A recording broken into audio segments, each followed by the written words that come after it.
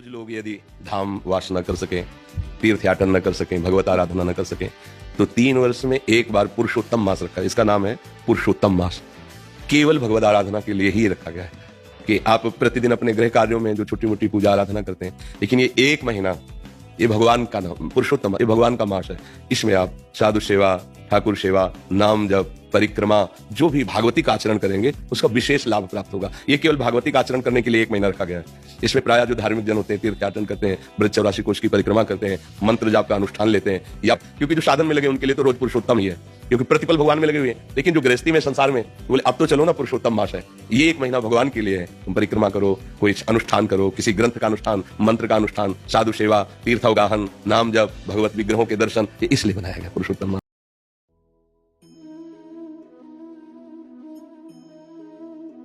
एक गांव में एक वृद्ध विधवा माता रहती थी। उसके पास धन संपत्ति कुछ भी नहीं थी, लेकिन भगवान विष्णु पर उसकी अटूट श्रद्धा थी। वह प्रतिदिन मंदिर जाकर दीप जलाती और भगवान का नाम जपती। जब पुरुषोत्तम मास आया, तब उसने संकल्प लिया कि पूरे महीने वह भगवान विष्णु का व्रत और भजन करेगी। भोजन कम होने पर भी वह रोज एक दीपक जलाती और श्रद्धा से कथा सुनती। गांव के कुछ लोग उसका मजाक उड़ाते और कहते, सिर्फ पूजा पाठ से क्या मिलेगा। लेकिन वृद्धा ने विश्वास नहीं छोड़ा। एक रात भगवान विष्णु ने उसे स्वप्न में दर्शन दिए और कहा, तुम्हारी भक्ति से मैं अत्यंत प्रसन्न हूँ। जो सच्चे मन से पुरुषोत्तम मास का पालन करता है, उसके सभी दुख दूर हो जाते हैं। कुछ ही दिनों बाद गांव के एक धनवान व्यक्ति ने वृद्धा की सेवा भावना देखकर उसकी सहायता की।